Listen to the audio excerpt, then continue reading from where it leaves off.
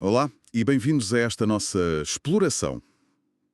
Hoje vamos mergulhar num conceito eh, que acho que pode mesmo mudar a forma como olhamos para a aprendizagem. Falo da avaliação formativa.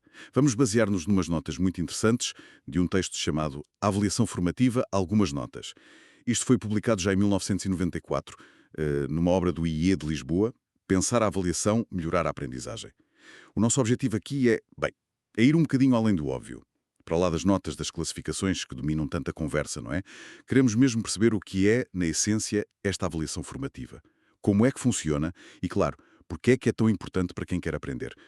Pronto, de forma mais eficaz. Para começar, talvez uma citação do texto, adaptada de B. Petitjean, que acho que capta bem a ideia. A aposta essencial da avaliação formativa é tornar o aluno ator da sua aprendizagem. É interna ao processo, é contínua, analítica e mais centrada sobre o aprendente do que sobre o produto acabado. Hum, Tem aqui muito que se lhe diga. Vamos lá tentar desconstruir isto, começando pelo princípio. O que é que define, o que é que distingue a avaliação formativa? O texto diz logo que a função dela é assegurar que os processos de formação, o ensino, a aprendizagem se adequam às características de cada aluno. Exatamente, é isso mesmo. Funciona como uma espécie de DAI, de ferramenta de adaptação contínua, permite que o ensino se vá moldando às diferenças que existem sempre, não é? Entre quem aprende. E aqui, atenção, há uma mudança de foco que é crucial. O principal não são os resultados finais, a nota, o teste feito, o trabalho entregue. O foco está nos processos. Nos processos, como assim? Nos processos que os alunos usam enquanto fazem as tarefas. Como é que eles pensam? Como abordam um problema? Que estratégias é que usam? Onde é que encontram dificuldades? É isso que interessa. Ah, estou a perceber. Então é menos tirar uma fotografia ao resultado final e mais, sei lá, filmar o processo todo, ver como se chegou lá. Menos o quê e mais o como. Precisamente. É essa a ideia. Perceber o raciocínio, as hesitações, os avanços, tudo isso. E o texto sublinha uma coisa que é absolutamente central. Para ser mesmo formativa a sério, não basta o professor recolher dados. Não basta. Não. É essencial que o próprio aluno compreenda essa informação e que o use ativamente. Para quê? Para regular a sua própria aprendizagem. Regular a própria E aprendizagem. sim, isto não é um processo passivo para o aluno. Implica uma dinâmica muito rica. Ouvir os colegas, saber discutir opiniões de forma, pronto, construtiva, refletir sobre o seu trabalho, sobre o trabalho dos outros. São estas interações que ajudam a desenvolver a capacidade de se autoavaliar e de se autocontrolar. Competências essenciais para o tal aprender a aprender. Uhum. Gosto muito dessa ideia de autorregulação. Dá mais poder ao estudante, não é? Mais responsabilidade também. E o texto até fala de um termo um bocadinho diferente. Avaliação formadora. Parece querer reforçar ainda mais essa ideia do aluno como agente. É isso? Qual é a nuance? É uma nuance interessante, sim, e acho que é deliberada por parte de alguns autores. Usar formadora em vez de só formativa. Tenta sublinhar ainda mais esse papel ativo, construtor do aluno. A ideia é que não é só a avaliação que vem de fora e forma o aluno.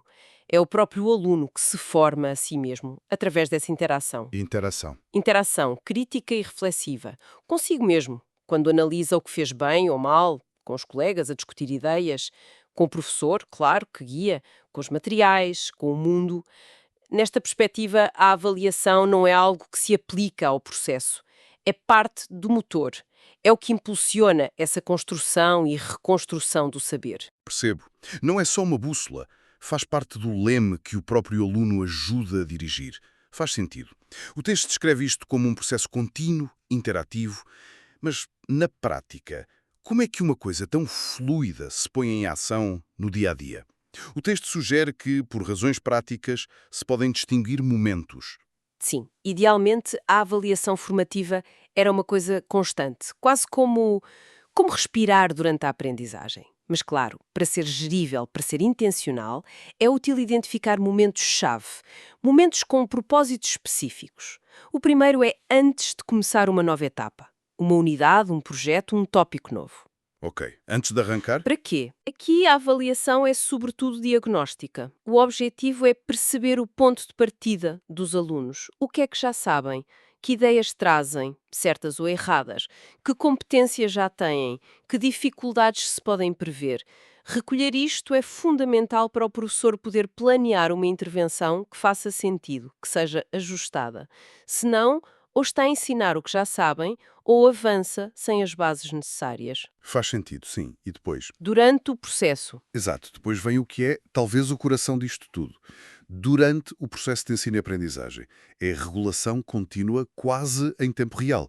Através de várias formas, observar os alunos a trabalhar, conversar um bocadinho, analisar um exercício rápido, ver as perguntas que eles fazem. As perguntas que eles fazem, isso é interessante. É muito revelador. Muitas vezes uma pergunta diz mais sobre onde é que o aluno está do que uma resposta. E isto permite ir acompanhando, clarificar objetivos, critérios, identificar logo os progressos, mas também as dificuldades que surgem. E crucial, não é só identificar, é preciso perceber. Porquê? Qual é a origem disto? Com base nisto fazem-se ajustes imediatos. O professor muda alguma coisa, o aluno tenta outra estratégia. É aqui que se consegue diferenciar a sério o ensino.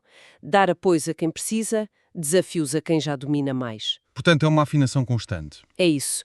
Depois, há também momentos após curtos períodos. Fim de uma aula, conclusão de uma tarefa. Aí, analisam-se os produtos mais recentes. Mas atenção, não é para dar nota. É para verificar se perceberam, consolidar e obter informação para reorientar logo a seguir. Na próxima aula, na tarefa seguinte. É um ponto de situação rápido. Um checkpoint, digamos assim. Isso. E, finalmente, o teste fala de momentos após períodos mais longos. Fim de um módulo, fim de um projeto de várias semanas. Nestas alturas, faz-se um balanço mais geral, mas, mais uma vez, diferente da avaliação sumativa, que quer classificar o fim. Qual é a diferença, então? Este balanço formativo tem outro objetivo: fazer um ponto da situação geral, das competências, das dificuldades que ainda persistem, dos progressos. Para quê? Para reorganizar o futuro, planear reforços, aprofundamentos e para o aluno também ter uma visão mais clara do seu percurso. Fica claro, sim. Está mesmo ligado a todo o ciclo, desde o início até ao fim, sempre a tentar melhorar e ajustar. E isto liga com uma frase do texto que me marcou. Diz que a aprendizagem não é armazenamento de noções e processos, mas uma procura, um movimento em espiral, regulado pela avaliação formativa. Uau! Que imagem forte! É uma metáfora excelente, não é? Contrapõe-se totalmente à ideia de que aprender é só acumular coisas, factos, procedimentos, como encher prateleiras. Em vez disso, sugere que é um processo dinâmico, recursivo. Voltamos atrás, aprofundamos-nos, corrigimos erros, construímos sobre o que já sabemos, como uma espiral que sobe e se expande. E a avaliação formativa, nessa imagem? Não é um instrumento que mede só a altura a que a espiral chegou no fim. Não. É um mecanismo interno que guia esse movimento. É o que ajuda a garantir que a espiral continua a subir, que não para, que não se desvia. Ajuda a ajustar a rota, a corrigir, a dar um impulso para o ciclo seguinte. É, como disse há pouco, o leme. Não é só a régua no final da viagem. Uma imagem poderosa, de facto. Reforça essa ideia de processo, de orientação. Mas se a avaliação formativa se foca tanto nos processos e se é tão contínua, como é que se recolhe essa informação toda? Se não são só testes formais no fim, que ferramentas se usam? O texto insiste muito na diversidade. A diversidade é mesmo a palavra-chave aqui. O texto é claríssimo. Para conseguir apanhar a complexidade da aprendizagem é preciso variar. Variar o quê, exatamente? Os instrumentos de recolha, os momentos em que se recolhe e até quem participa, quem avalia e quem é avaliado. E dá boas razões para isso. Primeiro, as próprias situações de aprendizagem são diferentes. Um aluno usa processos mentais distintos a resolver um problema de matemática ou a interpretar um poema, certo? Uma só forma de avaliar não capta isso. Certo. Segundo, as competências que queremos desenvolver são complexas. Pensamento crítico, criatividade, colaboração não se medem bem com escolha múltipla. Precisam de abordagens mais Mais ricas. holísticas, talvez. Isso. Holísticas, contextuais. Terceiro, temos de ser realistas. Há sempre subjetividade na avaliação humana. Não há objetividade pura. Por isso, cruzar olhares, o do professor, o do próprio aluno, autoavaliação, o dos colegas, avaliação por pares, dá uma imagem mais equilibrada, mais justa, mais válida. vários ângulos sobre a mesma coisa. Exatamente. E por último, uma razão muito prática. Nenhum instrumento isolado é suficientemente fiável. Usar só um tipo de teste é arriscado. Usar vários métodos, várias fontes, permite cruzar dados, confirmar o que observamos, ter uma visão mais sólida de cada aluno. A diversidade aumenta a confiança no que estamos a ver. Faz todo o sentido. A complexidade exige múltiplas lentes. E que exemplos concretos é que o texto dá de instrumentos ou meios para fazer essa recolha variada? Olha, o texto menciona vários exemplos que ilustram bem essa diversidade. A observação direta na sala de aula é chave, o professor estar atento a como os alunos trabalham, sozinhos ou em grupo, como pegam numa tarefa nova, que estratégias usam, como colaboram, onde emperram. Ver o processo a acontecer. Exato. Depois, a análise das perguntas que os alunos fazem, como já disse, muito rica. Questionários, orais ou escritos, mas realmente curtos, focados. Entrevistas individuais ou com grupos pequenos, para perceber melhor o raciocínio por trás das respostas. Listas de verificação ou checklists, para acompanhar o desenvolvimento de procedimentos ou a presença de critérios no trabalho. E os portfólios? Isso também é formativo. Sim, os portfólios são um ótimo exemplo. Os alunos juntam trabalhos significativos ao longo do tempo, mas não só. Juntam também reflexões sobre o seu processo, sobre o que aprenderam, como ultrapassaram dificuldades, mostra a evolução. Todos estes são meios para recolher dados, não para classificar, mas para informar e regular a aprendizagem. É um conjunto de ferramentas bem diferente do teste tradicional. Isto leva-me a outra questão. Os erros. Na avaliação mais tradicional, o erro é o inimigo, não é? É para evitar, é penalizado. Como é que a avaliação formativa vê os erros? Mais radicais e importantes. Se partimos do princípio que aprender é construir, é experimentar, é tentar caminhos, então os erros não são falhas, são parte natural do processo. E o texto é muito claro nisto. Os erros devem ser vistos como parte integrante da aprendizagem. Têm de ser vistos sem culpa, sem necessidade de castigo. Pelo contrário, são indicadores preciosos, são janelas para o pensamento do aluno. Janelas. Então, em vez de um sinal vermelho de falhou, o erro é mais uma pista, um sintoma a investigar. Uma oportunidade para quê, exatamente? Exatamente, uma oportunidade de aprendizagem. Fundamental para o aluno e para o professor. Os erros, quando os analisamos a fundo, dão informações muito valiosas. Podem mostrar as ideias que o aluno está a construir, que até podem ter lógica para ele, mesmo estando erradas. Podem mostrar as estratégias que está a usar, talvez mal aplicadas. Podem indicar falhas em conhecimentos anteriores. O texto insiste. Não basta apontar o erro, é preciso ir mais fundo. Tentar descobrir a causa, a origem no pensamento do aluno. Perceber o porquê do erro. Só assim é que o professor pode ajudar de forma eficaz. E, talvez mais importante, só quando o aluno percebe porquê errou é que pode ele próprio encontrar formas de corrigir e não repetir. O erro deixa de ser um beco sem saída e passa a ser um trampolim para aprender mais e melhor. É uma visão muito mais construtiva, sem dúvida. Menos intimidatória. Tira o foco do julgamento e põe na compreensão, no apoio. Bem, já explorámos o conceito, a função reguladora, as ferramentas, a visão sobre os erros.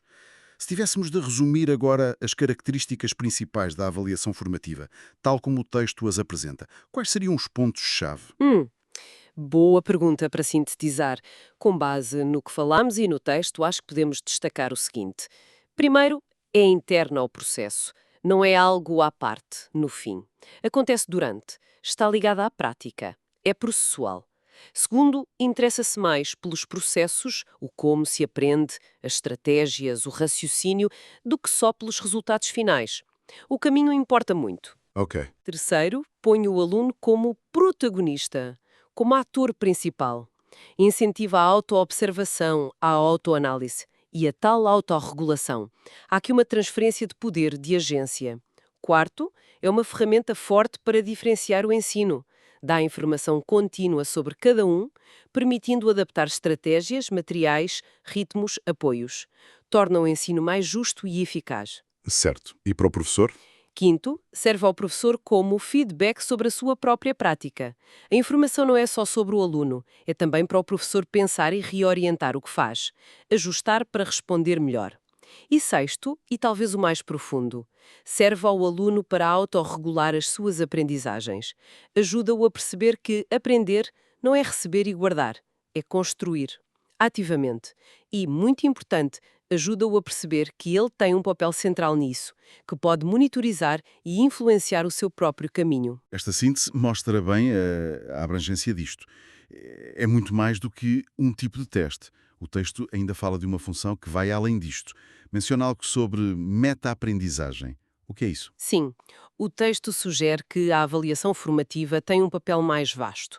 Para além de regular a aprendizagem de conteúdos, promove o que chama, citando de Kettel, uma meta-aprendizagem. Meta-aprendizagem. Aprender sobre como se aprende. Exatamente. A ideia é que, ao participar nestes processos, refletir sobre como aprendeu, analisar erros, dar e receber feedback, definir objetivos, o aluno não está só a aprender, sei lá, história. Está também a aprender sobre o ato de aprender. Está a perceber melhor como funciona a sua mente, como se constrói o conhecimento, a importância de refletir. E como isto muitas vezes implica diálogo, ouvir os outros, discutir ideias, o texto sugere que também ensina e reforça regras da convivência democrática. Interessante. Levanta uma questão importante sobre o papel da avaliação na formação. Pronto, na formação integral da pessoa. Não só no saber coisas, mas em ser um aprendiz autónomo e um cidadão ativo. Fica muito claro que isto é bem mais profundo que uma técnica. É quase uma filosofia de educação. Uma abordagem que vê a aprendizagem como processo contínuo, adaptativo, e que quer capacitar quem aprende, dar-lhe ferramentas e consciência para ser o agente do seu próprio desenvolvimento. Sem dúvida, a mudança de foco é total. Saímos da lógica de medir e classificar de fora para uma lógica de modelar ativamente a aprendizagem, por dentro. O que é fascinante nisto, e o texto realça bem, é a importância enorme que dá à compreensão como se aprende. Os processos mentais, as estratégias que funcionam ou não, de onde vêm as dificuldades, o que leva ao sucesso. E, mais ainda, a importância de usar essa compreensão, essa metacognição, para guiar ativamente o processo, torná-lo mais intencional, mais eficaz e, no fundo, mais significativo para quem aprende. Para fecharmos a nossa análise de hoje, e pensando um pouco para além deste texto específico, fica aqui uma questão para pensarmos. A fonte que vimos foca-se muito na dinâmica aluno-professor na escola. Mas estes princípios estão fortes. A autorregulação, valorizar o erro como oportunidade, focar no processo, a diversidade de olhares. Como é que isto se aplica à aprendizagem que todos fazemos ao longo da vida, fora da escola? Como é que nós, cada um de nós, pode ter uma postura mais formativa nos nossos desafios pessoais ou profissionais? Seja a aprender uma coisa nova no trabalho, a desenvolver um projeto, ou só a tentar perceber melhor o mundo. De que forma podemos ser os nossos próprios avaliadores formativos? Fica a ideia no ar, para continuar a explorar. A avaliação sumativa. E vamos fazê-lo com base num documento, umas notas, do Instituto de Inovação Educacional já de 1994. Chama-se mesmo Avaliação Sumativa. Algumas notas.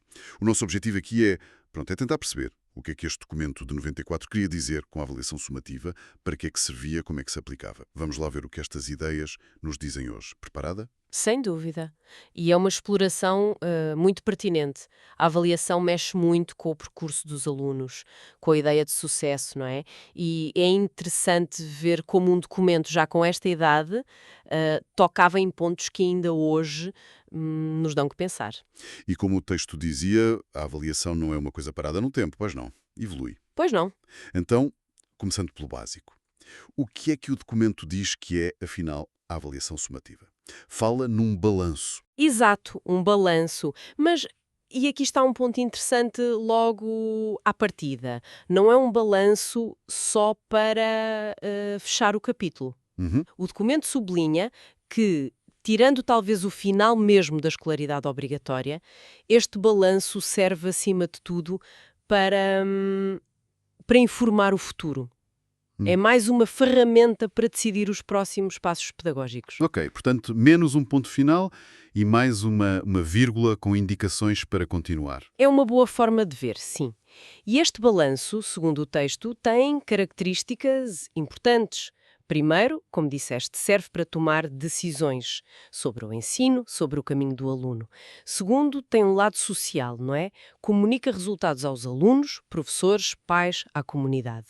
E terceiro, foca-se naquilo que é essencial, nos chamados objetivos gerais ou terminais de integração. Objetivos terminais de integração. Isso só se um bocado técnico. Dá para simplificar. Claro, claro. Basicamente são as grandes competências, os conhecimentos-chave que se espera que o aluno tenha no fim de uma etapa.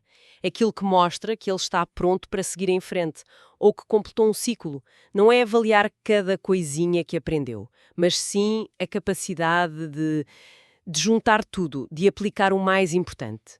O que é fascinante aqui é como o documento já tentava equilibrar esta coisa de certificar o que se aprendeu com a necessidade de orientar o que ainda falta aprender. É um equilíbrio delicado. Percebo. E estas funções de certificar e orientar, o documento diz que variam, certo? Consoante o momento. Parece que é aqui que a coisa fica mais interessante. Precisamente. O texto é muito explícito nisso. Argumenta que mesmo quando fazemos coisas que parecem finais, tipo um teste no fim de um módulo ou a avaliação de final de período, a função principal devia ser, na verdade, formativa. Ou seja, o objetivo número 1 seria recolher informação para ajustar o ensino e ajudar o aluno a perceber onde é que precisa de melhorar. Isso é. É um bocado diferente do que pensamos normalmente, não é? A gente pensa logo na nota, na classificação. Como é que o documento explica isso? Explica, sim. Diz que durante a aprendizagem qualquer balanço serve para ajustar o ensino. No final de um período, ou no final do primeiro e segundo ciclos, a avaliação sumativa classifica, sim, mas o objetivo principal, segundo o texto, devia ser orientar o percurso do aluno. A nota é um sinal, mas o importante é decidir o apoio, os próximos passos. Só mesmo no final de um ciclo completo, como o terceiro ciclo, é que a decisão de passar ou reter ganha mais peso, a par da orientação. E aí sim serve também para dar o diploma. O documento até tinha uma figura que não temos aqui para mostrar isto. A ideia principal é que a avaliação, no dia-a-dia da escola, devia servir mais à aprendizagem do que a classificação pura e dura. Interessante essa hierarquia de funções. E em termos de conteúdo, o que é que entra neste balanço? É só saber a matéria? O documento parece sugerir que não. Claramente que não. E aqui há uma coisa talvez surpreendente para 94. Diz que a avaliação sumativa deve olhar para observações feitas ao longo do tempo sobre muitas coisas. Não só o cognitivo, o saber académico, mas também atitudes, capacidades. Usa mesmo as palavras saber, saber fazer, saber ser e até saber tornar-se. Saber ser e saber tornar-se. Bem, são conceitos, uau, ambiciosos para avaliar formalmente. O documento dá alguma pista de como fazer isso? Lá, realça a importância do que hoje chamamos competências transversais, não é? Aquelas que não são só de uma disciplina. Colaborar, comunicar, resolver problemas, pensar criticamente, adaptar-se. O documento argumenta que isto se vê no dia-a-dia da escola e devia contar para a avaliação sumativa. Imagina um trabalho de grupo. Não conta só o que cada um sabe do tema, mas como trabalharam juntos, como comunicaram. Isso é o saber fazer e o saber ser a funcionar. É uma visão, sim, muito mais completa, holística. Mas recolher tanta informação levanta outra questão. Como é que se interpreta isto de forma justa? O documento fala da importância de uma perspectiva criterial. O que é isso? Quer dizer que a avaliação deve comparar o desempenho do aluno com critérios. Critérios claros, conhecidos, definidos antes, que dizem o que se espera em cada nível. É o contrário da avaliação normativa. Que é aquela que compara o aluno com os colegas, não é? Exatamente. A normativa diz, és melhor ou pior que os outros. A criterial diz, conseguiste isto, em relação ao que era esperado. Podemos pensar numa analogia, fora da escola. Talvez, sei lá, avaliar um bolo. A avaliação normativa diz, este bolo é melhor que o do vizinho. Não diz muito sobre o bolo em si. A criterial diria: a massa está fofa, critério A, ok. O sabor está bom, critério B, ok. Mas a cobertura, queimou um bocadinho, critério C, não ok. Foca-se nas características do bolo, faça um padrão. O documento defende esta abordagem criterial porque diz mais sobre o que o aluno realmente sabe fazer, independentemente da turma onde calhou. Mas na prática, comparar alunos é muito comum. Até parece natural para ordenar, selecionar. O documento fala dos problemas disso. Fala. E de forma muito clara, dá um exemplo. Um aluno médio pode parecer bom numa turma mais fraca ou parecer mau numa turma muito forte. A avaliação normativa pode enganar sobre o nível real do aluno. Pois, isso levanta questões de justiça, não é? Exato. Se a nota depende tanto do grupo, quão justa e informativa ela é? Por isso, o documento insiste, é preciso que os objetivos e os critérios sejam claros para todos, alunos e professores, para a avaliação ser mais transparente e útil. Faz sentido. Clareza é a chave.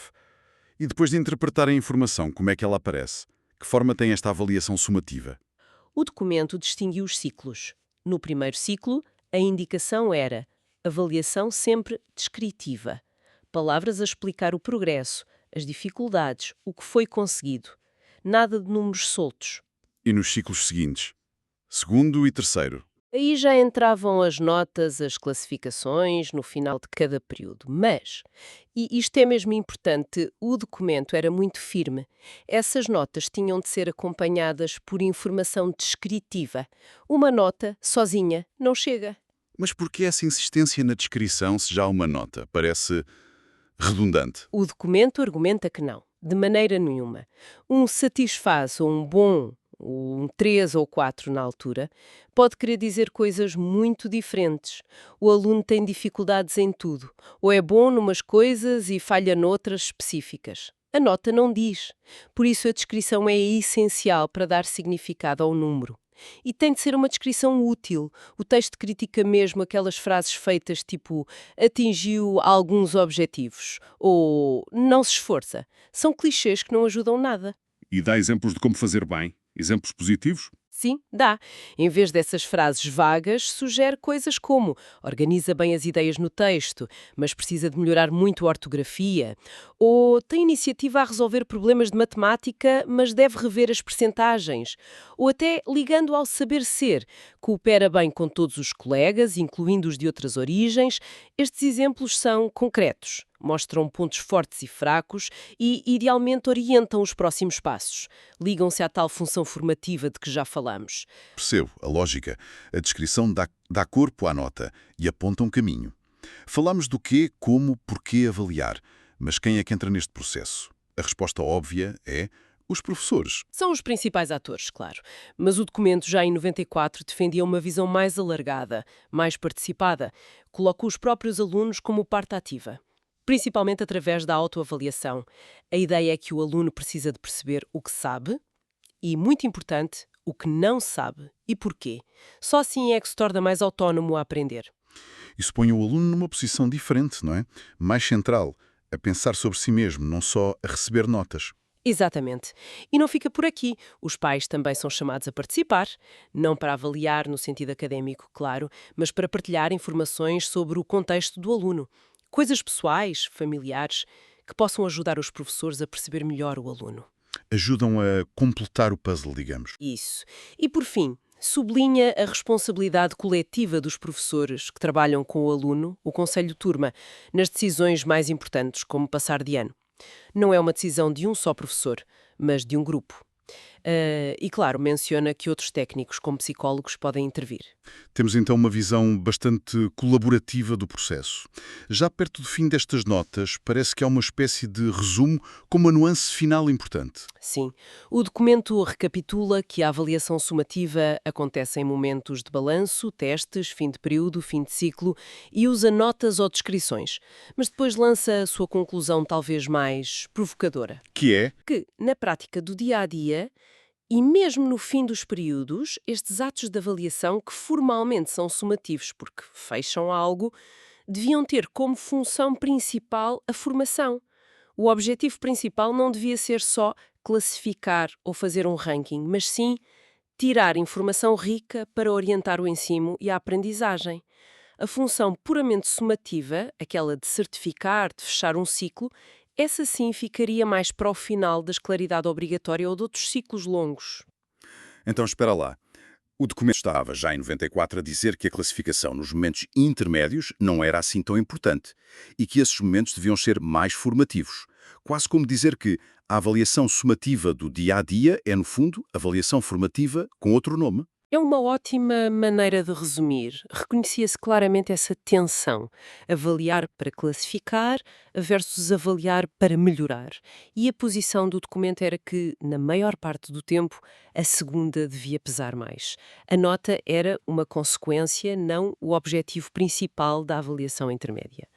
É um ponto de vista bastante avançado para a época e que ainda hoje é um desafio pôr em prática de forma consistente. Então, o que é que levamos desta nossa exploração? Parece-me que a ideia-chave é que a avaliação sumativa, pelo menos nesta visão de 94, é muito mais do que dar uma nota no fim. É um processo complexo, um balanço necessário, sim, mas que, na maior parte das vezes, nos testes, nas avaliações de período, devia servir mais como bússola para ajustar o caminho da aprendizagem. A tal função formativa. A função de ponto final ficava mais para as grandes etapas. Basicamente, é uma ferramenta com várias fases e o propósito principal muda com o momento. Exatamente. E essa visão deixa-nos com uma questão para pensar, não é? Especialmente quando lembramos que o documento já falava em ir além do saber académico. Falava do saber ser, do saber tornar-se, das competências transversais. Se já em 94 se via a importância disto, como é que os nossos sistemas de avaliação hoje, quase 30 anos depois, estão a conseguir ou como poderiam avaliar e valorizar estas dimensões?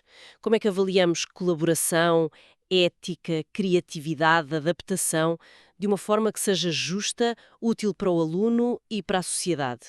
É um desafio gigantesco, sem dúvida. Como é que se traduzem essas ideias tão humanas e completas em práticas de avaliação que funcionem, que sejam justas e que não sejam só mais papelada? Pois, continua a ser o grande nó da avaliação na educação, ir além de medir o que é fácil de medir para tentar perceber e apoiar a pessoa toda. O documento de 94 deu pistas importantes nesse sentido. Uma reflexão fundamental, sem dúvida. E com ela fechamos a nossa análise destas algumas notas sobre avaliação sumativa. Esperamos que esta conversa tenha sido útil. Obrigado por nos ter acompanhado. Temos em mãos um texto de Jorge Pinto que aborda um tema central para quem está na área da educação: a avaliação pedagógica. Especialmente quando pensamos num currículo que aposta no desenvolvimento de competências. O desafio que temos pela frente é desempacotar as ideias-chave deste material. Vamos tentar perceber o que é realmente uma competência neste contexto. Como é que as formas de pensar o ensino, a aprendizagem, como é que isso foi mudando? E, claro, como é que a avaliação se relaciona com tudo isto? Queremos extrair daqui conceitos, exemplos práticos e as justificações que os sustentam, de forma que seja útil para quem está a navegar estas águas académicas e profissionais. Sem dúvida. É uma viagem importante porque nos ajuda a ver a avaliação não como um apêndice ou um mero ato administrativo no final, mas como parte viva e integrante do processo de ensinar e aprender. Exato. O texto de Jorge Pinto dá-nos várias lentes para olhar para as funções da avaliação. E é crucial percebermos como elas se articulam, ou deveriam articular-se, numa abordagem focada em competências. Excelente ponto de partida. Então, para começarmos a desconstruir, o que é que o texto nos diz sobre o conceito de competência? Parece ser mais do que simplesmente saber coisas, não é? Precisamente. O autor destila a ideia de competência em 3 eixos fundamentais. O primeiro é a ação. A ação. Sim, ser competente não é só acumular saber, é ser capaz de o mobilizar, de usá-lo eficazmente em situações reais, concretas. É o saber em uso. Pronto. Faz sentido. Saber a teoria da fotossíntese é uma coisa. Ser capaz de explicar porque é que uma planta precisa de luz ou cuidar de uma planta num ambiente específico já implica ação. Exatamente. Qual é o segundo eixo? O segundo é a autonomia. A competência implica usar os saberes de forma intelectualmente independente. É importante notar, como o texto sublinha bem, que isto não significa trabalhar isolado. Certo. Significa ser capaz de pensar e agir por si, mesmo que se peça ou receba ajuda. É ter a capacidade de tomar decisões informadas sobre como usar o conhecimento. Essa distinção é interessante. A autonomia não é solidão. É A capacidade de iniciativa e de pensamento crítico. Exato. E o terceiro eixo? O terceiro é o contexto social. A ação competente nunca acontece no vazio. Claro. Ocorre sempre num determinado quadro de relações sociais, com regras, expectativas e interações. Na escola, este contexto é particularmente denso e significativo. Saber comunicar uma ideia, por exemplo, depende muito do contexto social em que essa comunicação acontece. Portanto, temos ação, autonomia e contexto social. Estas três dimensões juntas mostram que desenvolver competências na escola é um objetivo bem mais complexo do que a simples transmissão de conteúdos, certo? Exatamente. Exige que o aluno não só aprenda, mas que aprenda a mobilizar o que sabe de forma autónoma e adequada às situações que encontra.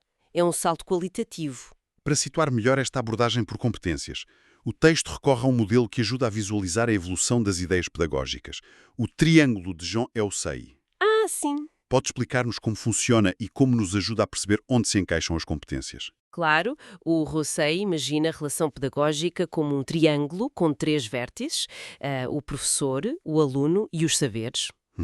Ele sugere que, historicamente, diferentes filosofias educativas deram primazia a um dos lados deste triângulo, definindo a relação dominante. A primeira configuração que o texto descreve, citando Rousseau, é de instruir. Ok. Aqui, o foco está na relação professor-saberes. O professor é o detentor do saber instituído e a sua missão é transmiti-lo ao aluno, que tem um papel essencialmente passivo, de receptor.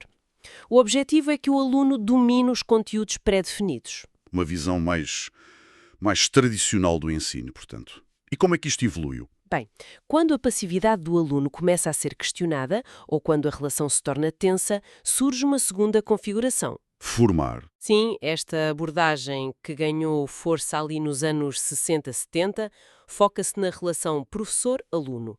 A qualidade da relação interpessoal, a dinâmica de grupo, a aprendizagem mútua, isso torna-se central. E os saberes? Os saberes ficam, de certa forma, em segundo plano ou são vistos mais como um pretexto para a relação se desenvolver. Perceba a mudança de foco. E a terceira configuração? É aí que entram as competências. É precisamente aí. A terceira configuração é designada por aprender. Aqui o lado privilegiado do triângulo é a relação aluno-saberes. Ah, ok. O aluno é visto como o construtor ativo da sua própria aprendizagem. Os saberes não são apenas algo a receber, mas algo a construir, a investigar, a relacionar. E qual passa a ser o papel do professor nesta visão de aprender? Já não é o transmissor principal? Exato. O professor transforma-se mais num organizador de situações de aprendizagem, num facilitador, num gestor de recursos. Um mediador, talvez? Um mediador entre o aluno e os saberes, sim. O foco desloca-se para o processo de aprendizagem do aluno, valorizando-se o aprender a aprender, a metacognição, a capacidade de resolver problemas complexos, mobilizando diversos conhecimentos. É neste terreno que a abordagem por competências, com a sua ênfase na ação, autonomia e contexto, floresce naturalmente. É fascinante ver como estas filosofias de ensino evoluirão.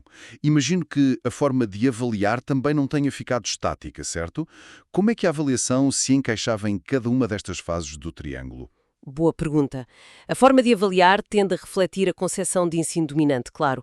No modelo de instruir, onde o foco é transmissão e acumulação de saberes, a avaliação típica é sumativa. A do final do balanço? Isso. O seu propósito principal é fazer um balanço final, verificar quanto do saber transmitido foi retido pelo aluno. O texto até refere que, muitas vezes, esta avaliação funciona de forma externa à própria lógica pedagógica, servindo mais para classificar e hierarquizar. Os quadros de honra e coisas assim.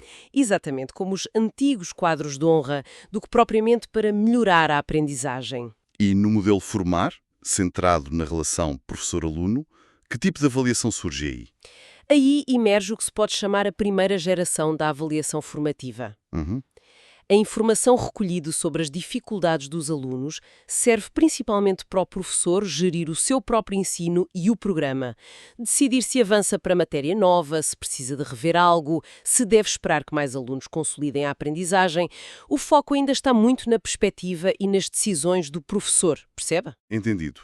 E chegamos ao modelo aprender, ligado às competências, Que transformação acontece na avaliação aqui?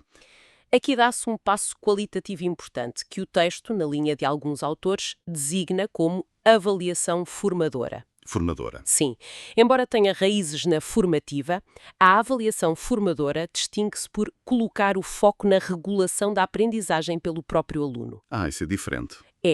O objetivo não é apenas informar o professor para que ele ajuste o ensino, mas sim fornecer informação e ferramentas para que o aluno compreenda as suas próprias dificuldades, os seus processos de aprendizagem e possa, com o apoio do professor, encontrar formas de as superar. Então a diferença crucial é que a avaliação formadora tenta capacitar o aluno a ser um agente mais ativo na sua própria aprendizagem, a perceber onde está e o que precisa fazer para progredir. Exatamente. Deixa de ser algo feito ao aluno para ser algo feito com o aluno. Precisamente, passa de uma lógica de controle externo e gestão do programa para uma lógica de desenvolvimento da capacidade de autorregulação da aprendizagem. É uma mudança de paradigma fundamental. Esta abordagem centrada na aprendizagem ativa e nas competências deve ter implicações muito concretas na forma como se pensa e pratica a avaliação no dia-a-dia. Quais são algumas dessas consequências que o texto aponta? São várias. Se o aluno é o protagonista, como vimos na configuração aprender, então ele tem que ter um papel mais ativo também na avaliação. Claro. Não pode ser apenas um receptor passivo de notas ou comentários. O seu envolvimento é crucial. E o papel do professor também se altera na avaliação, imagino. Sim. Se o professor é um organizador de situações de aprendizagem e um recurso, na avaliação ele torna-se mais um mediador, um guia que ajuda o aluno a interpretar a informação avaliativa e a usá-la para regular a sua aprendizagem. E ao nível das próprias tarefas e situações de aprendizagem, se o objetivo é desenvolver a capacidade de agir em contexto, como dizia a definição de competência, Sim. então o projeto pedagógico tem de ser rico em ação. O texto dá exemplos muito concretos disso. Planear e realizar uma visita de estudo a um museu. Investigar e construir um carrinho de esferas, dramatizar um conto tradicional ou mesmo analisar criticamente notícias complexas sobre temas como a coincineração ou acidentes ambientais, mobilizando conhecimentos de várias áreas. Esses exemplos mostram bem a diversidade de ações. E isso leva-nos a outra implicação. Se as tarefas são diversas e focadas na ação em contexto, a avaliação não pode depender de um único tipo de instrumento, pois não? Exato. O texto critica a dependência excessiva do texto escrito, por exemplo. Exatamente. Uma das grandes implicações é a necessidade de diversificar as situações e os instrumentos de avaliação. O teste pode ter o seu lugar, claro, mas não pode ser a única prova dos 9, como diz o texto. Certo. Avaliar a capacidade de planear uma visita, de construir um objeto, de dramatizar ou de analisar criticamente uma notícia exige outros métodos. Observação, análise de projetos, grelhas de avaliação de desempenho, portfólios, enfim. A avaliação tem de acompanhar essa riqueza. Tem de ser tão rica e multifacetada quanto as competências que se pretendem desenvolver. O texto alerta que, muitas vezes, à medida que se avança na escolaridade, o teste tende a ganhar um peso quase hegemónico, o que é redutor numa lógica de competências. Parece fundamental ter uma visão mais alargada da avaliação. O texto também fala na importância de ver as diferentes funções da avaliação de forma integrada. Quais são essas funções principais? O autor identifica e discute principalmente 3 funções. A primeira é a formativa formadora, que já abordámos bastante. Sim. É a função focada no acompanhamento contínuo do processo de aprendizagem, na identificação de progressos e dificuldades, na orientação do trabalho futuro, no diálogo entre professor e aluno. Inclui também a promoção da metacognição, ajudar o aluno a aprender com os próprios erros, e a integração das suas produções, por exemplo, através de um portfólio. É a função mais ligada ao processo de aprendizagem em si. E as outras? Depois temos a função certificativa. Esta é talvez a mais visível e socialmente exigida. Corresponde ao balanço final que se faz no termo de um ciclo de estudos ou de um curso, atestando as aprendizagens consideradas essenciais. O texto realça aqui a necessidade absoluta de tornar explícitos os critérios de avaliação e as razões dos juízos emitidos para que a certificação seja transparente e compreensível. Para que o aluno perceba o porquê da decisão e o que pode fazer a seguir, mesmo que o resultado não seja o esperado. Faz sentido. E a terceira função? A terceira é a função de prognóstico. Esta olha para o futuro, tentando antecipar se o aluno reúne as condições necessárias para prosseguir os estudos, para transitar para um novo ciclo ou nível de ensino. É particularmente relevante nos momentos de transição, por exemplo, entre os diferentes ciclos do ensino básico. O texto sugere até uma espécie de hierarquia temporal para estas funções, não é? Como é que elas se deveriam relacionar ao longo do percurso escolar? Sim, sugere que, dentro de cada ciclo de aprendizagem, a função dominante deveria ser, sem dúvida, a formativa formadora, pois o foco está na construção e regulação das aprendizagens. O dia-a-dia, vá. Exato.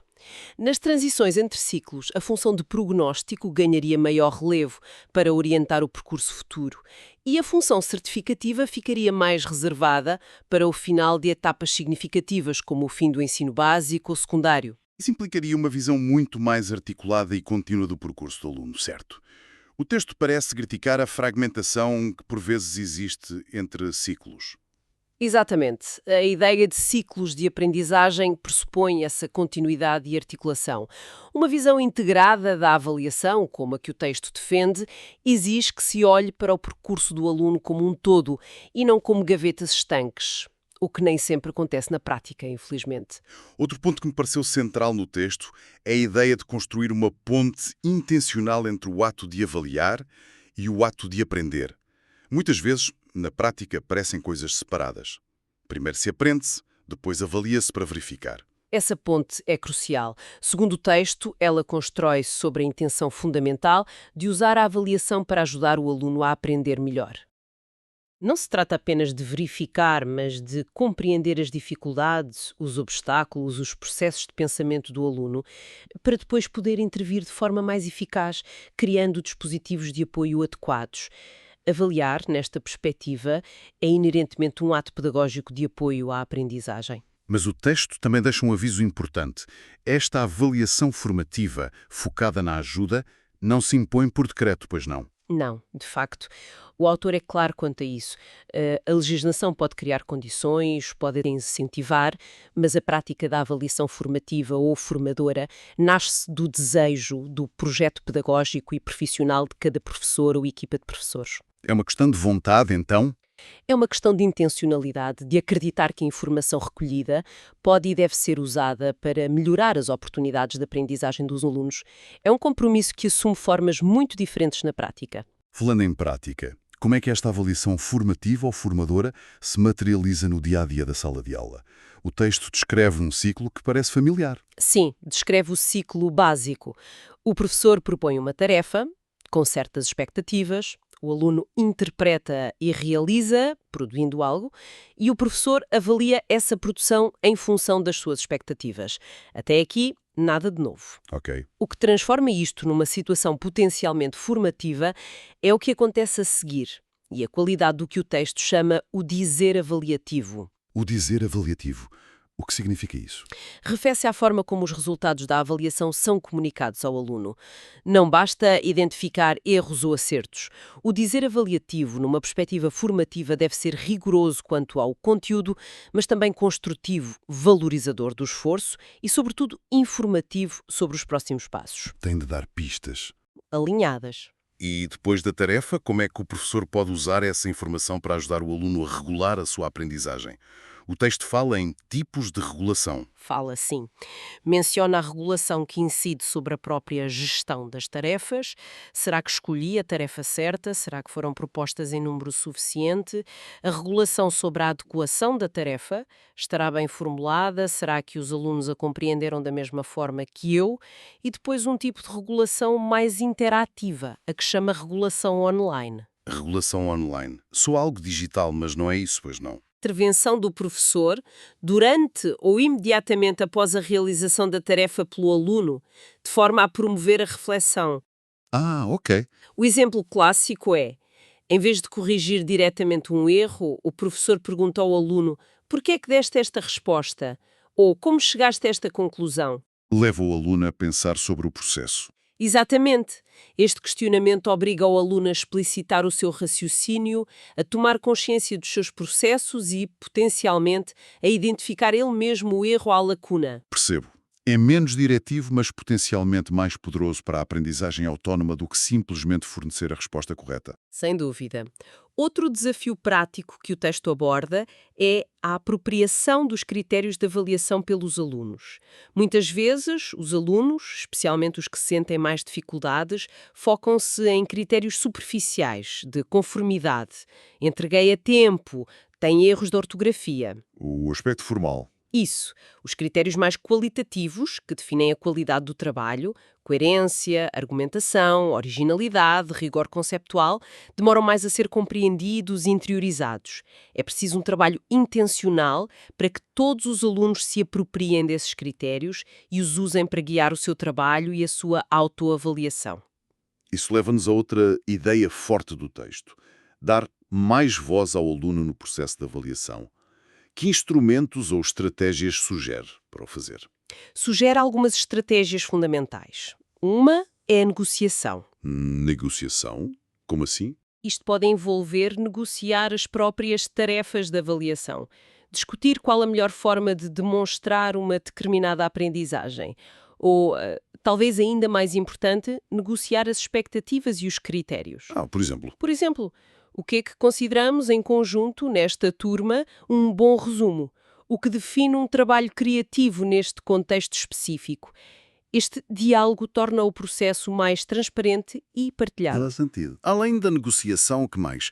Fala-se muito em autoavaliação. Sim, mas o texto especifica autoavaliação regulada. Regulada. Sim, faz uma distinção clara em relação à simples autoatribuição de uma nota, que considera psicologicamente complexa e francamente pouco produtiva. A autoavaliação regulada implica que exista um quadro de referência partilhado, critérios claros, discutidos e compreendidos, que tanto o professor como o aluno usam para analisar o trabalho. Então, o importante não é a nota que o aluno se dá. Não, o valor não está na nota, mas sim no processo de reflexão metacognitiva. Identificar pontos fortes, áreas a melhorar, estratégias que funcionaram ou não, usando esses critérios como guia. Portanto, a autoavaliação aqui é uma ferramenta para o aluno pensar sobre a sua própria aprendizagem, usando uma linguagem comum com o professor. É isso. Precisamente. E um terceiro instrumento mencionado são os portfólios. Os portfólios. Estes surgem como uma forma de dar coerência à necessária diversidade de instrumentos de avaliação. Um portfólio bem construído permite recolher diferentes tipos de trabalhos do aluno ao longo do tempo, testes, projetos, reflexões, trabalhos de grupo, enfim, mostrando a sua evolução de forma integrada. E ajuda o aluno a ver o seu percurso. Exatamente. A seleção das peças para o portfólio e a reflexão que acompanha promove a responsabilização do aluno pelo seu percurso.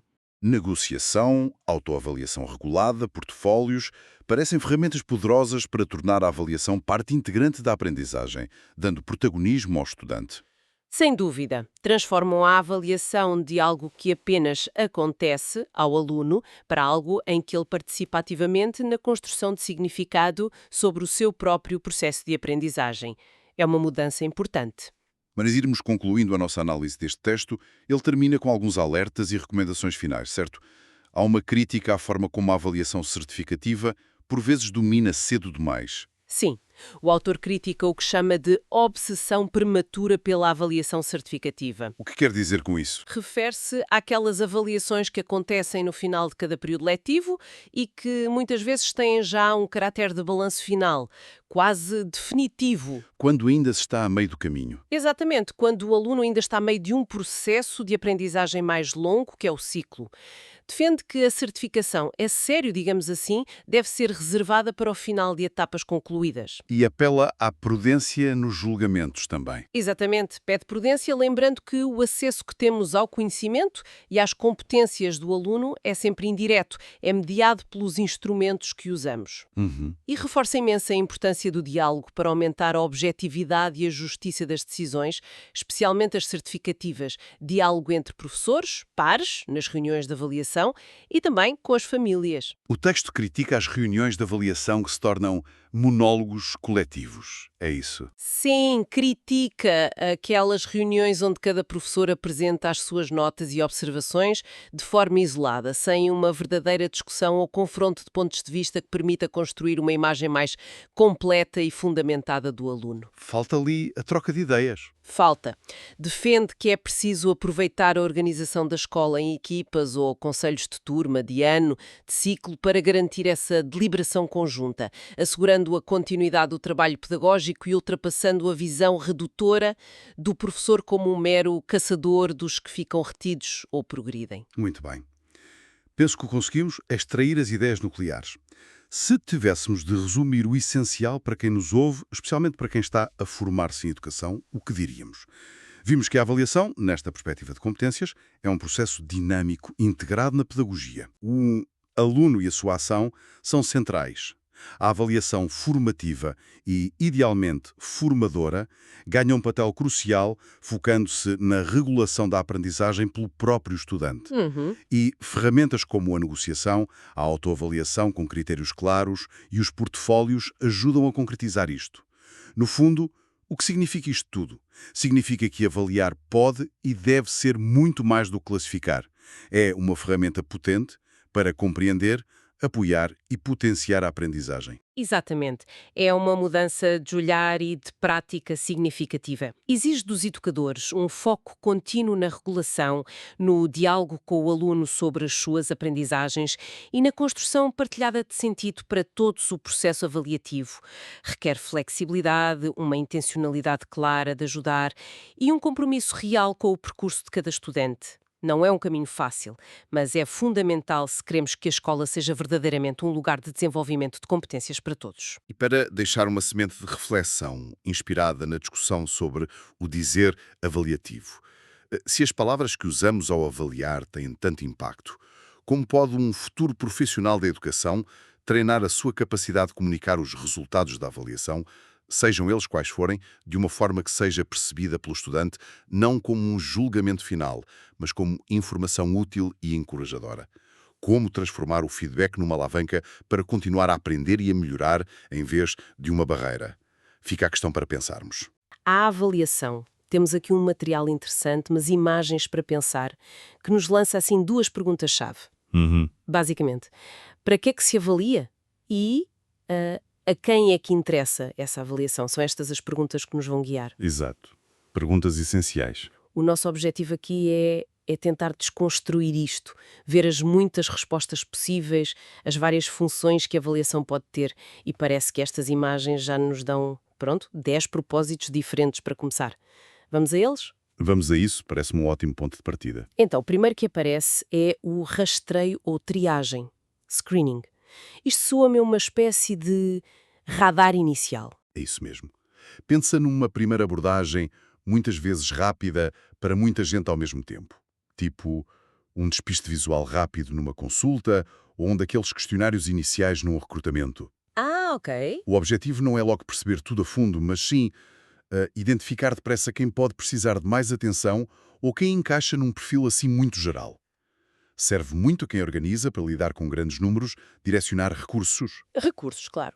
Uma filtragem inicial, portanto. Mas e se essa filtragem apanha alguma coisa?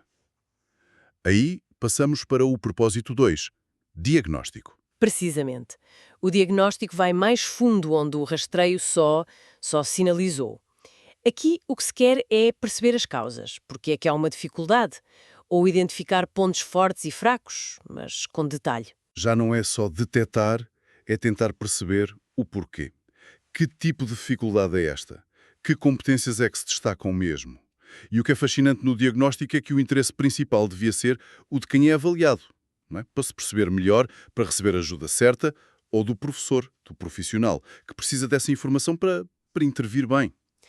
Passa do quem para o quê e o porquê. Okay? E isso leva-nos, imagina o propósito 3. Feedback, dar retorno, parece óbvio, mas... Será sempre útil. Bem, a intenção é que seja útil, não é? Mas na prática... Às vezes falha. O feedback, em teoria, é o que nos faz melhorar. Devia dizer à pessoa avaliada como é que ela está, como pode fazer melhor, o que é que já fez bem. Sim. E também diz a quem avalia se as suas estratégias estão a funcionar. Só que, Para funcionar mesmo, o feedback tem de ser específico, tem de ser dado a tempo e focado na tarefa, naquilo que se fez, não na pessoa em si. Claro. Aquele feedback vago ou que chega semanas depois, serve de muito pouco. Aqui o interesse devia ser dos dois. De quem é avaliado para aprender e de quem avalia para ajustar. Mas é a qualidade do feedback que diz se esse interesse é mesmo servido. A forma como se dá o feedback pode mudar tudo, sem dúvida. Depois temos o propósito 4, registro. Isto soa-me um bocadinho burocrático. É só guardar papéis? Pode ter essa ideia, sim. Mas o registro, formalizar a informação, tem funções que são importantes. Cria um histórico, percebes? Documenta um percurso, seja na escola, no trabalho, ou até, sei lá, num processo clínico. Para a instituição, serve de prova, de memória administrativa. Para a pessoa, pode ser útil para ver o próprio progresso ao longo do tempo. Mas a questão é, a quem é que serve mais este registro? Muitas vezes serve mais à organização do que à pessoa. Pois. Embora ambos possam tirar partido. O perigo é quando o ato de registar se torna mais importante do que a utilidade daquilo que se está a registar. Percebo a diferença entre o registro por necessidade administrativa e o registro que realmente serve para alguma coisa útil depois. E isso leva-nos ao propósito 5, certificação. Aqui já estamos a falar de algo com valor reconhecido fora, tipo um diploma, uma licença. Exatamente. A certificação é isso, é validar formalmente que alguém tem certas competências ou conhecimentos e validar perante terceiros. É a sociedade, através das escolas, das universidades, das ordens profissionais, a dizer, olha, esta pessoa mostrou que sabe isto ou que faz aquilo a este nível. Ok. Dá uma credencial, um selo de qualidade, vá. Interessa muito à pessoa, claro, que ganha reconhecimento, acesso a empregos, a mais estudos, mas também interessa à sociedade e aos empregadores que confiam nessa certificação como uma garantia de um certo padrão. Uma garantia que abre portas. Mas a avaliação também as pode fechar, não é? Será o caso do propósito 6. Seleção. Vem-me logo à cabeça candidaturas a universidades, a empregos. Sem dúvida, a seleção é talvez dos usos mais visíveis e com mais impacto da avaliação. Usa-se para escolher entre candidatos, quando os lugares são limitados, vagas na faculdade, postos de trabalho, um lugar numa equipa. É sempre comparativa. Uns entram, outros ficam de fora. Pois é. E aqui, o interesse principal é de quem seleciona, não é? A universidade, a empresa, que quer encontrar os candidatos mais aptos segundo os critérios que definiu. Para quem se candidata é um processo muitas vezes estressante, com consequências muito diretas e imediatas, e levanta logo questões sobre se os critérios são justos, são válidos. Essa tensão entre o interesse de quem escolhe e o impacto em quem é escolhido é muito clara. E, por falar em tensão, chegamos a um ponto que a mim sempre me intrigou. Propósito 7. Motivação para a aprendizagem. Como é que avaliar, que tantas vezes nos causa ansiedade, pode ser um motor para aprender? Olha, é uma das grandes ironias da avaliação, não é? Por um lado, é verdade. A perspectiva de sermos avaliados pode ser um incentivo externo forte. Pode levar os estudantes a esforçarem-se mais, a organizar o estudo, a focar nos objetivos, definem metas, prazos. Certo. Nesse sentido, pode motivar. Mas, por outro lado, essa motivação pode ser muito superficial, pode levar a estudar só para passar no teste, a decorar em vez de perceber, a fundo, a escolher fazer coisas mais fáceis só para garantir a nota. O foco na nota. Exato. E pode gerar uma ansiedade que até bloqueia a aprendizagem a sério. A forma como a avaliação é feita, se valoriza o processo ou só o resultado final, se há segundas hipóteses, se errar faz parte de aprender, isso é que determina se a motivação que gera é positiva, intrínseca pelo gosto de saber, ou se é negativa, extrínseca pelo medo de falhar ou só pela recompensa da nota. Pois. E a pergunta é, a quem é que interessa uma motivação baseada no medo?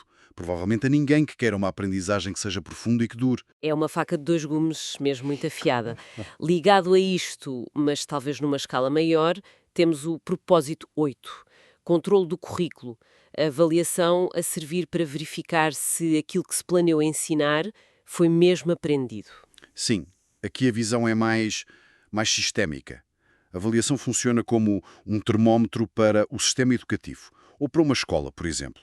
Ajuda a perceber se os objetivos que estão no currículo estão a ser atingidos pela maioria dos alunos. Ok. permite a quem gera a educação, aos políticos, monitorizar como o currículo está a ser posto em prática, identificar problemas, comparar escolas ou regiões e, em teoria, tomar decisões, informadas, para ajustar o ensino ou até o próprio currículo. Uhum. O interesse aqui é, sobretudo, da gestão do sistema, para garantir alguma uniformidade e eficácia. Mas, claro, isso pode ter consequências diretas nas escolas, nos professores, que se podem sentir pressionados a ensinar só aquilo que vai ser avaliado. E essa pressão para alinhar o ensino com a avaliação levanta logo a questão da qualidade da própria avaliação, o que nos traz ao propósito 9, monitorizar os padrões e os critérios de avaliação. Isto é uma espécie de meta-avaliação. Avaliar a avaliação. Exatamente. É olhar para dentro do processo. Como é que garantimos que as avaliações são justas, que os critérios são aplicados da mesma maneira por diferentes professores ou em momentos diferentes. Que a régua que estamos a usar mede mesmo aquilo que queremos medir, a validade, e que o faz de forma consistente, a fiabilidade. Certo. Este propósito serve para assegurar a qualidade, a equidade, a credibilidade de todo o sistema de avaliação. E interessa a toda a gente, a quem é avaliado, que tem direito a ser avaliado de forma justa, a quem avalia, que precisa de ferramentas fiáveis, às instituições, que dependem da credibilidade dos seus processos, e à sociedade em geral, que confia nos resultados destas avaliações, seja para certificar, para selecionar, etc. Uhum. Sem esta monitorização, a avaliação, perde a legitimidade. Parece-me fundamental para a confiança no sistema todo. E chegamos ao 10º e último propósito que o material identifica, contribuir para o aumento dos níveis de proficiência. As notas falam em High Stakes Testing, Measurement Driven Instruction, MDI, e Test Leveraged Reform. Isto só é a usar a avaliação como uma ferramenta ativa para mudar as coisas, para melhorar os resultados. E é precisamente essa a ideia. E é talvez a função mais ambiciosa e também mais controversa de todas. Aqui, a avaliação não serve só para medir o que já existe, mas para impulsionar mesmo a melhoria dos resultados em larga escala. Impulsionar? Exatamente. Como? A lógica por trás do High Stakes Testing, que são testes com consequências altas, como exames nacionais que decidem a entrada na universidade ou o financiamento das escolas. Ok, esses exames. Exato. A lógica é que, ao definir padrões altos e ao ligar consequências importantes a esses resultados, se cria uma pressão, supostamente positiva, para que todo o sistema, alunos, professores, escolas, se esforce mais e melhor. É o chamado Test Leverage Reform. Usar o teste como alavanca para a reforma. E o Measurement Driven Instruction, MDI. O MDI é a consequência prática disso. Quer dizer que o ensino na sala de aula passa a ser muito guiado por aquilo que sai nesses testes importantes, pelos conteúdos e pelos formatos. Mas isso não é perigoso? Não se corre o risco de se ensinar só para o teste e esquecer o resto todo, que também é importante aprender? Esse é exatamente o ponto central da controvérsia. Quem defende diz que isto alinha o sistema à volta de objetivos claros, que se podem medir, e que aumenta a exigência e a justiça, porque todos são avaliados pelo mesmo padrão. Mas quem critica alerta para muitos perigos. O currículo ficar mais estreito, ensina-se só o que sai no texto, deixar de lado competências essenciais que são difíceis de medir, como a criatividade, o pensamento crítico, saber trabalhar em equipa. Sim, claro. O aumento da pressão e da ansiedade nos alunos e nos professores e até a possibilidade de se manipularem os resultados, o chamado gaming the system. Então, a quem é que interessa este tipo de reforma? Claramente aos decisores políticos que procuram resultados que se vejam depressa e que se possam medir facilmente. Mas a pergunta é, será que interessa mesmo à qualidade profunda e completa da educação? É um debate muito intenso. Usar testes como alavanca leverage pode de facto mexer com o sistema, mas é preciso ter muito cuidado com a direção para onde o empurra e com os efeitos secundários todos. É uma ferramenta poderosa, sem dúvida, mas que exige imensa prudência na forma como se usa. Ao longo destes 10 pontos, aquela pergunta a quem interessa esteve sempre a pairar, não é? Parece que cada propósito tem os seus interessados principais e que esses interesses nem sempre batem certo. É mesmo a chave para perceber a complicação toda disto. Raramente um ato de avaliar serve só a um interesse. A seleção, como vimos, beneficia quem contrata, mas pode prejudicar quem não é escolhido. O feedback é bom para o aluno, mas dá trabalho ao professor. O controle do currículo serve à administração, mas pode tirar autonomia aos professores. A certificação beneficia a pessoa e a sociedade, mas exige um sistema de avaliação que seja robusto e fiável. Perceber esta teia de interesses, que às vezes vão na mesma direção, mas outras vezes chocam, é essencial para olharmos de forma crítica para qualquer avaliação. Quem é que ganha? Quem é que perde? Que interesses é que estão a ser postos à frente? Então, se tivéssemos que tirar, assim, a grande mensagem destas imagens para pensar sobre a avaliação, qual diria que era? Que a palavra avaliação é um termo muito geral que cobra realidades muito diferentes. Não há a avaliação. Há muitos tipos de avaliação, cada um com os seus objetivos, as suas ferramentas, os seus interessados e as suas consequências. Certo. Pode ser uma ferramenta para diagnosticar e ajudar, ou para classificar e excluir, para certificar e dar acesso, ou para monitorizar e controlar. Ou até, como vimos no fim, para tentar reformar um sistema inteiro. A questão essencial, como o material sugere, é sempre: mas de que avaliação estamos a falar? O método tem de fazer sentido para o propósito. Sim. Usar um teste de seleção para dar feedback para melhorar não faz sentido. Usar um exercício de diagnóstico para certificar competências, se calhar não chega. E para nós, que passamos todos por avaliações, perceber esta diversidade é crucial. Ajuda a perceber porque é que estamos a ser avaliados daquela maneira, a quem é que aquilo serve principalmente, e a questionar se o processo é justo, se é válido, se é útil para aquilo que dizem que é o objetivo. Permite-nos ser participantes mais informados e críticos, em vez de só recebermos notas ou classificações passivamente. Fica mesmo claro que é um universo bem mais complexo do que parece à primeira vista. É muito mais do que a nota no fim da pauta.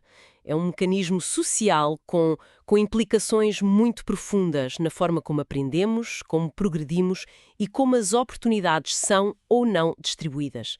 Exatamente. E se calhar, para ficarmos a pensar, podemos deixar esta questão no ar. Perante esta variedade toda de funções, desde o simples rastreio até estas reformas baseadas em testes que geram tanta discussão, como é que nós, enquanto sociedade, como profissionais, como cidadãos, podemos garantir que as avaliações que encontramos no dia-a-dia metem mesmo a aprendizagem e o desenvolvimento das pessoas no centro? Como resistir à tentação de as usar só para classificar ou controlar, ou para pôr as pessoas a competir umas com as outras? É uma excelente questão para reflexão. Fica a pergunta. Obrigada por esta exploração conjunta. Vamos mergulhar num documento que mexeu bastante com a educação em Portugal nos últimos anos. Falo do Decreto-Lei número 55/2018. Exatamente. É a lei que, basicamente, redesenhou o currículo do ensino básico e secundário. A fonte é mesmo o Diário da República, um documento oficial. Sem dúvida. Ok, vamos então desconstruir isto. A nossa missão aqui é perceber as mudanças de fundo que esta lei trouxe. Qual é a filosofia por trás delas? Especialmente, a tão falada aposta na autonomia e flexibilidade das escolas. E mais importante, o que é que isto significa para a forma como se ensina e se aprende nas escolas portuguesas? No dia-a-dia, digamos. Exato. E é importante dizer que esta reforma não surgiu do nada, não é? Foi uma resposta a um contexto de grandes mudanças, globalização, a tecnologia a avançar a uma velocidade estonteante. Certo. E também há a ideia, cada vez mais forte, de que os alunos precisam desenvolver competências diferentes. Pensamento crítico, criatividade, comunicação, resolver problemas. As chamadas competências para o século XXI. Precisamente, e há um documento-chave que orienta tudo isto, que é o perfil dos alunos à saída da escolaridade obrigatória. Funciona como um guia, define o que se espera que os jovens saibam e consigam fazer quando terminam a escola obrigatória. Então, o grande pilar, aquilo que marcou mesmo esta reforma, foi essa ideia de dar mais autonomia e flexibilidade curricular às escolas. O que é que isto quer dizer assim, na prática, para uma escola? Olha, significa que as escolas deixaram de ser, digamos, meras executoras de um currículo totalmente fechado vindo de cima. Passaram a ter uma margem de decisão significativa. Significativa quanto? Bem, a lei diz que as escolas podem gerir diretamente até 25% da carga horária total, um quarto do tempo. 25%. Não é pouco. Não é nada pouco. E, atenção, através de planos de inovação, essa percentagem pode até ser maior em alguns casos. Ok. Mas gerir como? O que é que podem fazer com esse tempo, concretamente? Têm várias hipóteses. Podem, por exemplo, decidir juntar os tempos de 2 ou mais disciplinas para trabalhar um tema ou projeto em conjunto. Fazer trabalho interdisciplinar, não é? Podem criar blocos de tempo específicos para projetos, os chamados domínios de autonomia curricular, os DAC. podem até organizar o ano letivo de forma diferente. Como assim? Imagina uma disciplina funcionar só num trimestre ou semestre em vez do ano inteiro. Ou alternar períodos em que as disciplinas funcionam separadas com períodos de trabalho mais integrado, multidisciplinar. Então espera lá. Quer dizer que uma escola pode decidir que, durante um mês, em vez de aulas normais de português e história, os alunos vão ter um projeto conjunto sobre, sei lá, os descobrimentos, usando as horas dessas duas disciplinas. Exatamente esse é o espírito. A lei permite essa ginástica curricular, por assim dizer. O que é fascinante aqui é esta transferência de poder de decisão para a escola. Uma descentralização. Sim, a ideia é que cada escola, conhecendo bem os seus alunos, o seu meio, possa adaptar uma parte do currículo para responder melhor às suas necessidades. Claro que não é uma autonomia tipo vale tudo. Há regras e, sobretudo, há um referencial comum. E esse referencial comum é o tal perfil dos alunos. É isso que assegura que, apesar desta flexibilidade toda, há uma base comum para todos no país. Precisamente. O TFIL funciona como uma bússola. Define as competências essenciais que todos, mas todos os alunos devem desenvolver. Portanto, quando uma escola usa a sua autonomia, seja para criar um DAC ou para combinar disciplinas, tem de o fazer de maneira a garantir que contribui para aquelas competências do perfil. Percebo. E isto é onde fica mesmo interessante. Ver como é que um documento de princípios, de competências gerais como o perfil, depois se liga às decisões muito concretas do dia-a-dia de uma escola sobre como organizar o tempo e as atividades. Faz sentido. E essa flexibilidade também está ligada à ideia de uma escola mais inclusiva, certo? Li alguns sobre isso. Sem dúvida. É um dos objetivos claros da lei, promover uma escola inclusiva. A flexibilidade curricular é vista como uma ferramenta fundamental para isso. Como? Permite às escolas encontrar formas diferentes de ensinar, de organizar as turmas para conseguir dar resposta à enorme diversidade de alunos que temos hoje, aos seus ritmos, às suas necessidades diferentes. A lei até fala numa abordagem multinível. Multinível. Sim, ou seja, pensar em estratégias que servem para todos, as universais, outras mais focadas em grupos específicos, com alguma dificuldade, as seletivas, e apoios mais individualizados quando é mesmo preciso os adicionais. Aliás, esta abordagem está mais detalhada numa outra lei, a da educação inclusiva, que este decreto complementa. A flexibilidade é o que permite pôr isto em prática. Ok, percebido. Falando então do currículo em si. Para além desta gestão flexível, houve mudanças nas disciplinas, nas áreas? Falaste do perfil, mas a lei introduziu também as aprendizagens essenciais. O que são exatamente? As aprendizagens essenciais são, no fundo, o núcleo duro do currículo para cada disciplina e ano.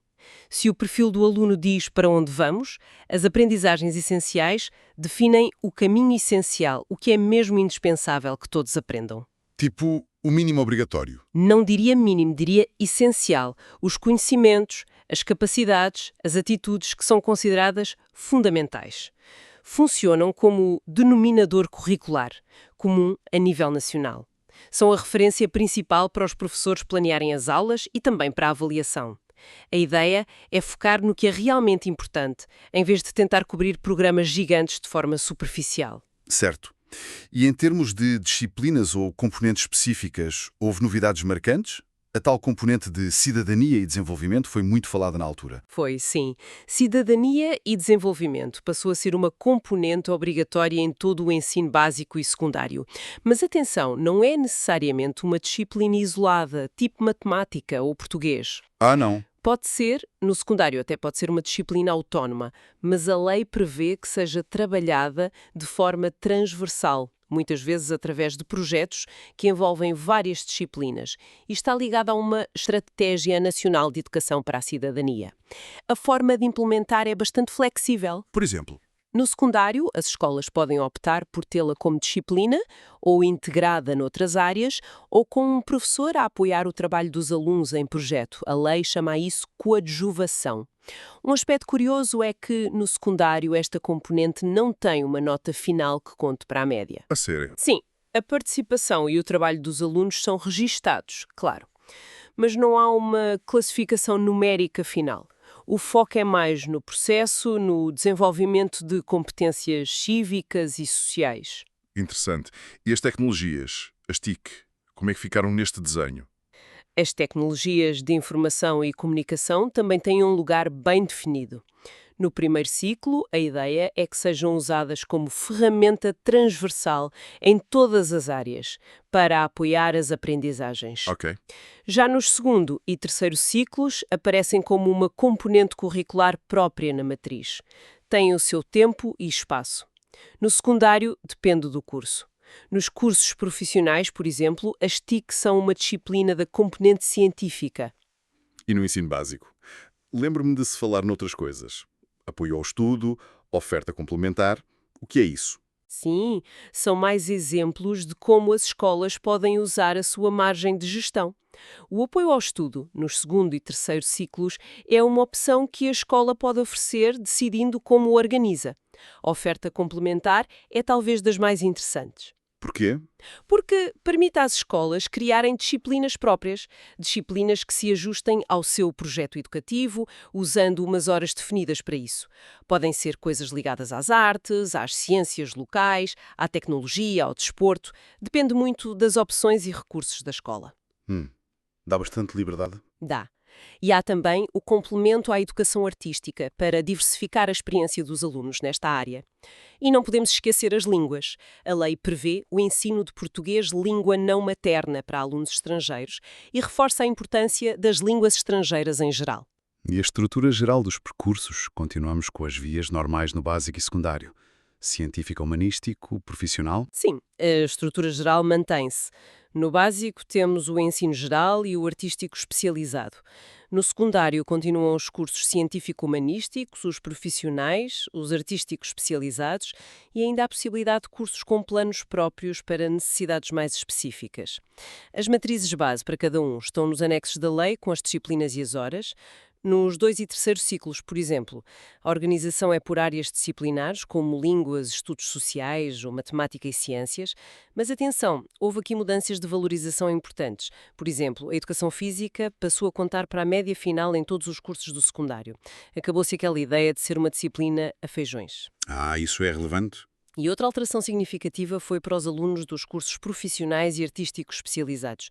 A lei separou claramente a conclusão do secundário do acesso ao ensino superior para eles. Como assim? Eles fazem a sua prova final de curso, a prova de aptidão profissional ou artística PA, e isso dá-lhes o diploma do secundário. Os exames nacionais só os fazem se precisarem deles como provas de ingresso para a universidade ou politécnico. Isto valoriza o percurso específico que fizeram. Faz sentido. E ainda no secundário há uma maior flexibilidade para o próprio aluno construir um percurso um pouquinho mais à sua medida, podendo trocar ou substituir algumas disciplinas, claro que dentro de certas regras. Ok. Passamos então à avaliação.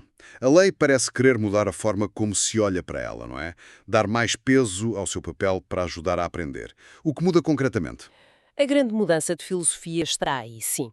A lei sublinha que a avaliação deve ser, acima de tudo, formativa. Formativa, quer dizer. Quer dizer que deve ser contínua, feita no dia-a-dia da sala de aula e servir principalmente para dar informação útil. Útil ao professor, para ajustar o ensino, e útil ao aluno, para perceber onde está e como pode melhorar. O ideal é usar a avaliação para regular o processo, para ajudar a aprender, e não apenas para dar uma nota no final. Mas a nota final, a classificação, isso desaparece os testes, os exames? Não desaparecem. A avaliação sumativa, aquela que acontece no fim de um período ou do ano para dar uma classificação e para certificar, continua a existir. Mas a lei é clara. A principal modalidade deve ser a formativa. A avaliação interna, feita pelos professores da escola, deve privilegiar esta abordagem contínua, usando muitos instrumentos diferentes para observar os alunos, ver os trabalhos de projetos, portfólios e também testes, claro, para recolher informação que ajuda a diferenciar o ensino e a orientar os alunos. E as provas e exames nacionais, a chamada avaliação externa, qual o papel delas neste novo quadro? A avaliação externa mantém-se, mas com papéis bem definidos. Temos as provas de aferição, no 2º, 5º e 8º ano. Estas não contam para a nota do aluno. Não contam? Então para que servem? Servem como um diagnóstico. Dão um retrato do sistema educativo, das escolas, e também dão informações aos pais e aos próprios alunos sobre o desempenho em relação a padrões nacionais. É para aferir, como o nome diz. Ok. E depois? Depois temos as provas finais, no final do 9º ano. Estas, sim, contam para a conclusão do ensino básico. E no secundário, para os cursos científico-humanísticos, continuam os exames finais nacionais. Quais? Português é obrigatório para todos. Depois, uma disciplina trienal, a que fizeram durante 3 anos, e 2 bienais, as de 2 anos. Ou, em alternativa, uma bienal e filosofia. Estes exames contam para a classificação final do secundário e também para o acesso ao ensino superior. E nos outros cursos? Profissionais e artísticos? Nesses, como já disse, a conclusão faz-se com as provas de aptidão, a PAP ou PAE. Um detalhe técnico que a lei também refere é a possibilidade de realizar estas provas e exames em formato eletrónico. Modernização. E as escalas de notas? Mudaram? Continuamos com o 0 a 20 no secundário. Essencialmente, houve uma clarificação e manutenção do que já existia. No primeiro ciclo, a avaliação é qualitativa, satisfaz, bom, muito bom, etc., e tem de ser acompanhada por uma descrição do desempenho.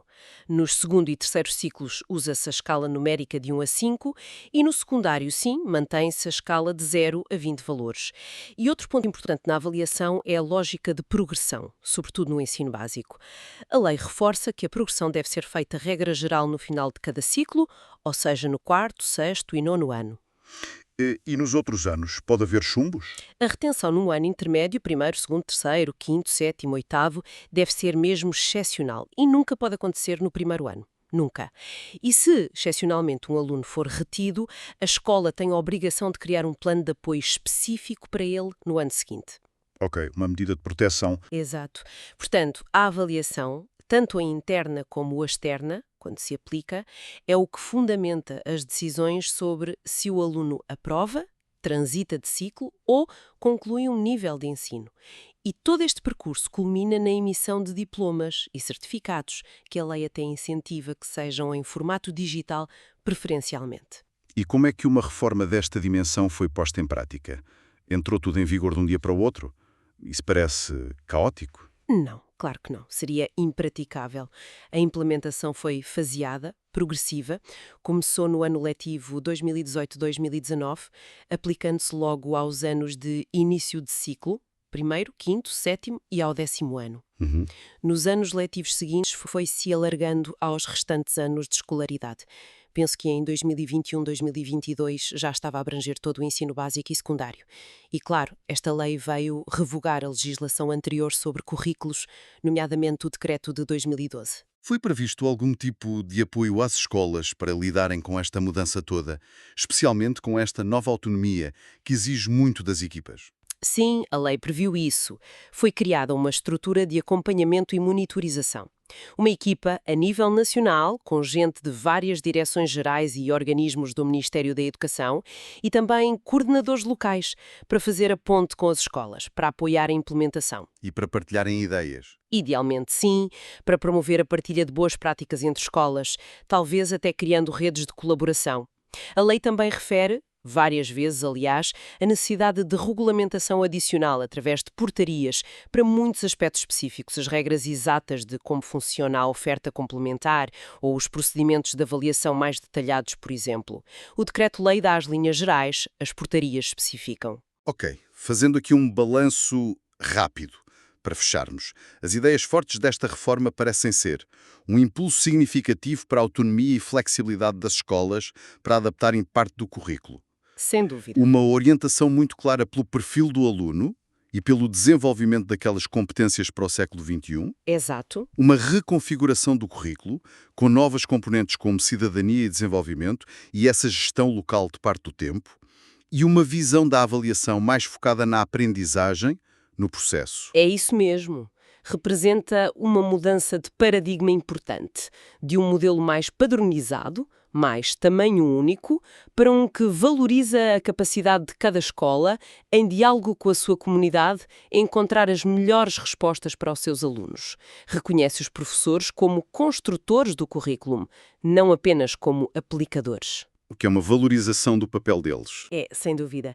Mas isto levanta uma questão importante. que é a das condições para que esta autonomia seja real e, sobretudo, proveitosa em todas as escolas. Será que todas têm os recursos, a formação, o apoio técnico necessários para usar esta flexibilidade da melhor forma e para garantir que ela serve para melhorar a aprendizagem de todos e não para involuntariamente acentuar desigualdades entre escolas com mais e menos capacidade? É um desafio permanente, claro. E esse é um excelente ponto para a nossa reflexão final, para quem nos ouve. Se as escolas têm agora mais espaço para desenhar parte do caminho educativo dos alunos e se a própria lei fala da importância da comunidade nesse processo, como é que as famílias, os próprios alunos, as associações locais, enfim, a comunidade em geral, pode participar mais ativamente nestas decisões curriculares? Como podem contribuir para que as escolhas feitas pela escola respondam mesmo às necessidades dos alunos e os preparem para um futuro que está sempre a mudar? Fica a pergunta no ar.